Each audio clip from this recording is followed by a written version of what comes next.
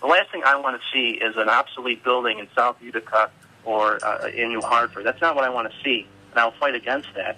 But what they have to do is go through a whole plan. How is this going to help people who lack transportation to get to a healthcare facility? There's a whole set of factors that they have to follow, and all I've asked people to do is keep an open mind, listen to the hospital, listen to their board, let them work through the process.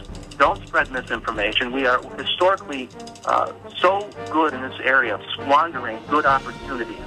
And every time there's a big change in our area, whether it's the arterial or on a smaller scale, a Stewart shop going into East Utica, you have this group of people that come out, they spread misinformation, they raise all kinds of scare tactics on people.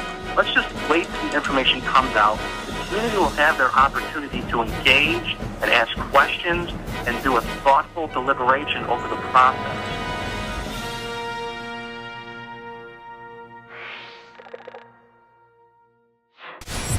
The Mohawk Valley Health System announced in 2014 its plans to consolidate the two local hospitals into one brand new building. However, the $500 million price tag would require some state funding.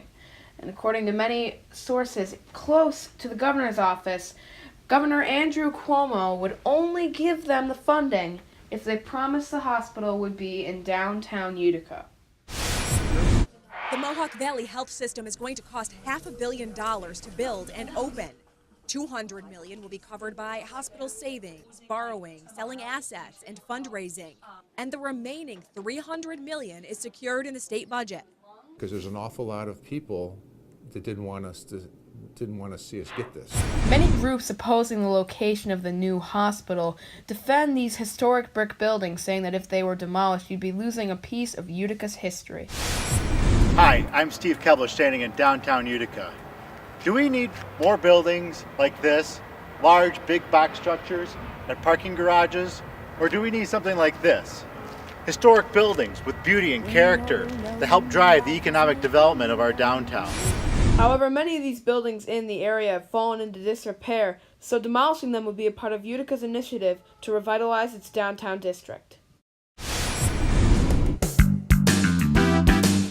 If you told me 4 or 5 years ago that some of the things that are happening now would be happening, I don't know if I would believe it. But it's not because of me, it's because people are working together. I'm a part of that, but we have people that are working very hard to try and do the right thing for our area.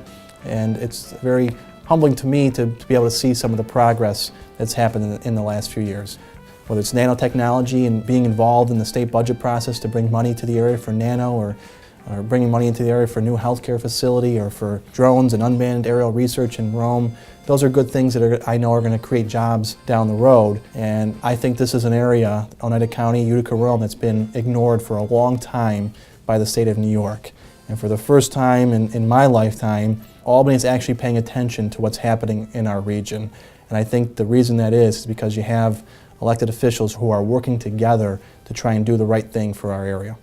First and foremost, you want to have a hospital that's centrally located. Number two, it's very easily accessible by the north-south arterial.